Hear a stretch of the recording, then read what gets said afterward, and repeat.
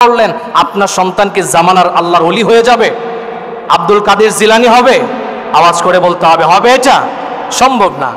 তাহলে মনে রাখতে হবে, যেই ঘরে ভালো সন্তান আসে, মনে রাখতে হবে সেই ঘরে অবশ্যই অবশ্যই সেই ব্যক্তিরা কষ্ট করেছে, কোরআন পড়েছে, নামাজ পড়েছে, আল্লাহ এবং আল্লাহর রাসূলের নৈতিকতার উপরে থেকেছে। কথা বলেন ঠিক কিনা? এজন্য মনে রাখতে হবে, সাধারণ কোনো ঘরে আল্লাহ তাআলা কোনো নবী রাসূল দেয় নাই। যত নবী রাসূল এসেছে সম্ভ্রান্ত পরিবারে এসেছে। সেই সময়ের মধ্যে সর্বোত্তম ফ্যামিলিতে, সর্বোত্তম পরিবারে আল্লাহ তাআলা সমস্ত নবী রাসূলদেরকে দুনিয়াতে পাঠিয়েছেন। বলে সুবহানাল্লাহ। তাহলে আমরা বুঝতে পারলাম নবীর বংশ সর্বোত্তম। দ্বিতীয় নাম্বার, নবী যেই ঘরে এসেছেন বাবা সাধারণ না, মাও সাধারণ না। কিভাবে? নবীজি সাল্লাল্লাহু আলাইহি ওয়াসাল্লামের বাবার নাম কি? আওয়াজ করে বলতে হবে, বাবার নামটা কি? আব্দুল্লাহ। তো আব্দুল্লাহ কিন্তু সাধারণ ছিল না। আব্দুল মুত্তালিবের যতগুলো সন্তান ছিল তার মধ্যে সর্বোত্তম সন্তান ছিল আব্দুল্লাহ। বলেন সুবহানাল্লাহ।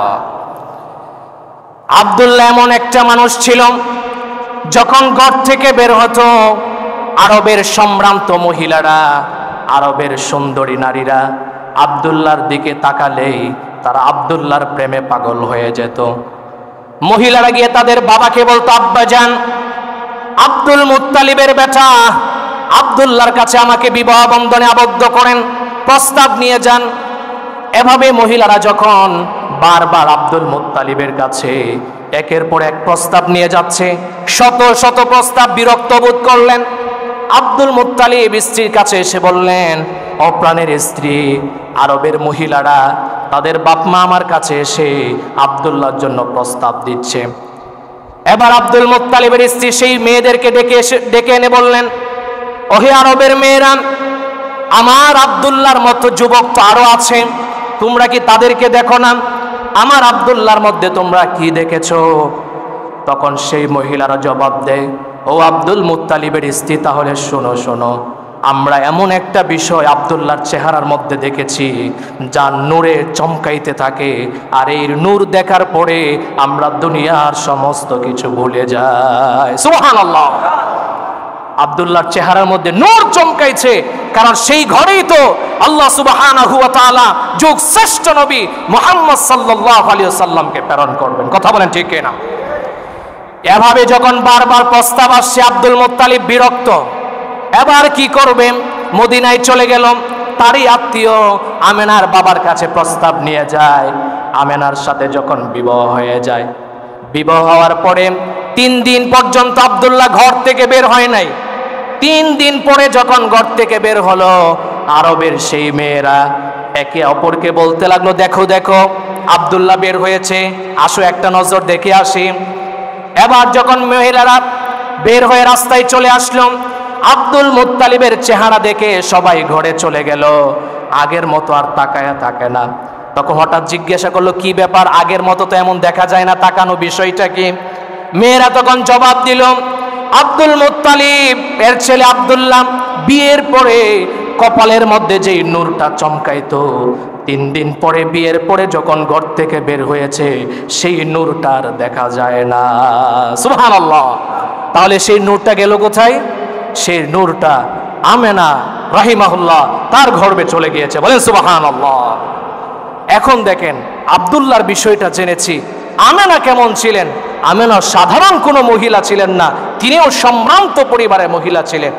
তিনি যখন ঘর থেকে মাঝে মাঝে বের হতেন, চতুর্পাশ থেকে আওয়াজ আসতো, তুমি ভাগ্যবতী নারী, তুমি ভাগ্যবতী নারী, তুমি শ্রেষ্ঠ নবীর পা হবে। বলেন সুবহানাল্লাহ। এভাবে যখন আব্দুল্লাহর বিয়ে হয়ে গেল, মাস কি মাস চলে যাচ্ছে, যখন 5 থেকে 6 মাস হয়ে গেল, আব্দুল্লাহ ব্যবসা করে ব্যবসার খাতিরে মিশরের দিকে, সিরিয়ার দিকে রওনা হয়ে গেল। সিরিয়ার দিকে যাওয়ার পথে পথিমধ্যে তিনি দুনিয়া থেকে ইন্তেকাল করেছে। ইন্তেকাল করার পরে যখন আমেনার কাছে সংবাদটা পৌঁছল, আমেনা তো ভেঙ্গে পড়ে গেল। তার কারণ ভেঙ্গে পড়ারই তো কথা, সন্তান পেটে, এই সময় যদি কোনো ব্যক্তি স্বামী হারা হয়ে যায়, এর মতো দুঃখিনী পৃথিবীতে আর একটাও নাই, ঠিক না? পেটে সন্তান, যে স্বামী যত্ন করত, সেবা করত, সেই স্বামী যদি পেটে সন্তান রেখে দুনিয়া থেকে বিদায় হয়ে যায়, তাহলে সেই নারীর মতো দুঃখিনী নারী আর কেউ হতে পারে? কথা বল, আর কেউ হতে পারে? তো আমেনা তো দুঃখিনী হয়ে গিয়েছে। এরপরেও আল্লাহ তাআলা যেহেতু তার ঘরে যুগ শ্রেষ্ঠ নবী দিচ্ছেন, সেই ঘরের মেয়েকে আল্লাহ তাআলা তো অবশ্যই ধৈর্য দিবেন। কথা বলেন ঠিক কিনা? আল্লাহ তাআলা তাকে সবরে জামিল দিয়েছেন, তিনি ধৈর্য ধারণ করেছে। কিন্তু আরবের একটা রীতি ছিল, নীতি ছিল, যদি কোনো মহিলার স্বামী মারা যায় তাহলে মিনিমাম 1 ইয়ার, 1 বছর পর্যন্ত সেই নারী সুগন্ধি ব্যবহার করতে পারবে না। তো আমেনাও সুগন্ধি ব্যবহার করে না। কিন্তু আমেনা যখন ঘর থেকে বেরিয়ে কূপ থেকে পানি সংগ্রহ করতে যায়, তখন ওই রাস্তাটা পুরাটা সুগন্ধিতে ভরপুর হয়ে যায়। বলে সুবহানাল্লাহ। এভাবে যখন সুগন্ধিতে রাস্তার চতুর্পার্শ্ব যখন ভরপুর হয়ে যায়, গান হয়ে যায়, সুগন্ধি যুক্ত হয়ে যায়, পুরা আরবের মধ্যে ছড়িয়ে পড়েছে। আমেনার যখন রাস্তা দিয়ে বের হয় সুগন্ধি লাগিয়ে বের হয়, আর এটা এমন একটা সুগন্ধি, আরবের কোথাও এই সুগন্ধির ঘ্রাণ পাওয়া যায় না। সুবহানাল্লাহ।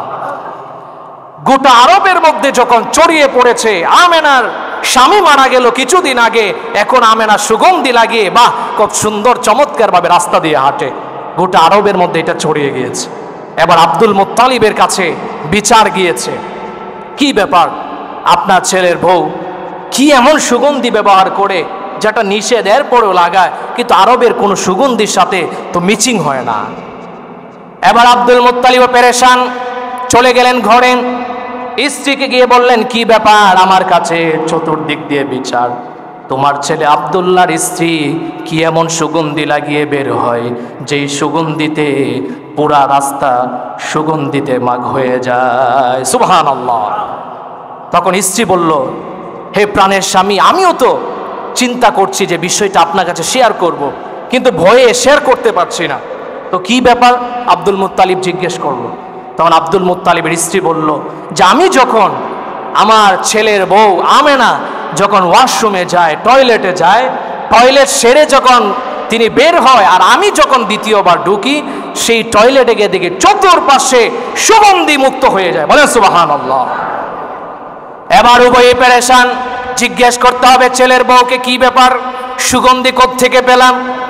ছেলের বউকে ডাকা হলো, ডেকে এনে বলল, মা আমি তোমাকে জিজ্ঞেস করতে চাই নাই, কিন্তু গোটা আরব ছড়িয়ে ছিটিয়ে পড়েছে, সেজন্য তোমাকে জিজ্ঞেস করতে হচ্ছে। কি ব্যাপার মা, তুমি কি এমন সুগন্ধি ব্যবহার করো যেই সুগন্ধিতে চতুর্পার্শ্বে মুগ্ধ হয়ে যায় মানুষ, আর এই সুগন্ধি এই আরবের নাকি কোথাও পাওয়া যায় না, তুমি কোত্থেকে পেলে? তখন আমেনা মুহাম্মদ সাল্লাল্লাহু আলাইহি ওয়াসাল্লামের আম্মা জান, সে বলছে, আব্বা জান আমিও সেই কথাটা বলবো মনে রেখেছি, কিন্তু বলতে পারি না। আব্বা জান দেখেন তুতু নিক্ষেপ করেছে, তুতু নিক্ষেপ করার পরে দেখেন আব্বা, শুধু আমার শরীরে সুগন্ধি না, এই যে তুতুটা নিক্ষেপ হয়েছে, এই তুতুর মধ্যেও সুগন্ধি। বলে সুবহানাল্লাহ। আব্বা জান আমার শরীর যখন গরমাক্তে আমি ঘেমে যাই, এই গাম থেকেও সুগন্ধি বের হয়। আব্বা জান আমি যখন ঘর থেকে বের হই, তখন মাটি যখন বালি যখন উত্তপ্ত থাকে, আমি পা দিতে দেরি, এই বালিটাকে ঠান্ডা করতে দেরি হয় না। আব্বা জান আমি যখন ঘর থেকে বের হই, প্রচন্ড রোদ, তপ্ত উত্তপ্ত রোদ, প্রচন্ড রোদের মধ্যে যখন আমি ঘর থেকে বের হই, আব্বা জান কে যেন এসে মেঘ দৌড়াইয়ে এসে আমাকে ছায়া দিতে শুরু করে। শুধু তাই না আব্বা জান, আমি যখন ঘর থেকে বের হয়ে কুয়ায় যাই পানি উত্তোলন করতে, সেই কুয়ার পানিগুলো নিচে থাকে, কিন্তু আমি যাওয়ার মুহূর্তে পানিগুলো উতলায় উপরে উঠতে থাকে। বলেন সুবহানাল্লাহ। তাহলে আল্লাহর হাবিব সাল্লাল্লাহু আলাইহি ওয়াসাল্লামের আম্মা জান আমেনা বলছে, আব্বা জান এটা আমার কোনো কারিশমা না, এই পেটে যেদিন থেকে সন্তান এসেছে সেদিন থেকে এই সুগ্রাণ, এই রহমত, এই বারাকা আল্লাহ সুবহানাহু ওয়া তাআলা দিচ্ছে। বলেন সুবহানাল্লাহ। এটা কারিশমা কার? নবী মুহাম্মদ সাল্লাল্লাহু আলাইহি ওয়াসাল্লামে।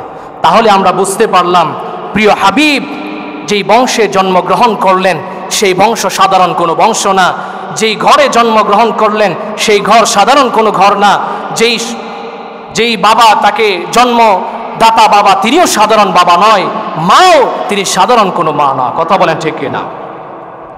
এবার আসুন আল্লাহর হাবিব সাল্লাল্লাহু আলাইহি ওয়াসাল্লামের জন্মের কিছুদিন আগে প্রায় 40 থেকে 45-50 দিন এর আগ মুহূর্তে কিছু অলৌকিক ঘটনা ঘটেছিল। আমরা সংক্ষিপ্ত আকারে সেগুলো জানব। দেখেন একটা কথা, আমার দেশে যদি দেশের বাহির থেকে কোনো প্রেসিডেন্ট আসে, কোনো প্রধানমন্ত্রী আসে, তাহলে বাংলাদেশের যে সিকিউরিটি প্রোটোকল এটা অনেক বেড়ে যায়। কথা বলেন ঠিক কিনা? দেশের বাহির থেকে আসবে, সর্বোচ্চ প্রোটোকল দিতে হবে। তো সর্বোচ্চ প্রোটোকল দেওয়া হয় এবং যে রাস্তা দিয়ে যাবে সেই রাস্তা পরিষ্কার পরিচ্ছন্ন করে, এবং সে যে আসবে এর গুণগান পুরো দেশের মানুষ জেনে যায়। কথা বলেন ঠিক কিনা? তো একজন দেশের প্রধানমন্ত্রী সে অন্য একটা দেশে আসবে, এতে যদি দেশের সমস্ত মানুষ জানে, প্রোটোকল বেড়ে যায়। তো আল্লাহর হাবিব সাল্লাল্লাহু আলাইহি ওয়াসাল্লাম গোটা দুনিয়ার যিনি বাদশা হবেন, গোটা দুনিয়ার যিনি সরকার হবেন, তাকে আল্লাহ তাআলা দুনিয়াতে প্রেরণ করবেন। তার পূর্বে কি আল্লাহ তাআলা গোটা বিশ্বকে আল্লাহ কি জানান দিবে না? আর আওয়াজ করে বলতে হবে, জানান দিবে কি দিবে না? এই জন্য আল্লাহ তাআলা জানান দেওয়ার জন্য কিছু অলৌকিক ঘটনা ঘটিয়েছে, যা ইতিপূর্বে আল্লাহ তাআলা কারো সময়ে আল্লাহ তাআলা ঘটায় নাই। বলেন সুবহানাল্লাহ। তো এক নাম্বার ঘটনা, সর্ববৃহৎ, যেটা আমরা সবাই জেনে থাকি, সব থেকে বৃহৎ যে ঘটনা ঘটেছিল সেটা হচ্ছে আসহাবে ফিলের ঘটনা। আসহাবে ফিল এটা ইয়ামানের বাদশা আব্রাহা, সে চিন্তা করেছে কাবা নগরীকে ধ্বংস করে দেওয়া হবে, এই জন্য তিনি বিশাল হাতিওয়ালা বাহিনী প্রেরণ করেছে।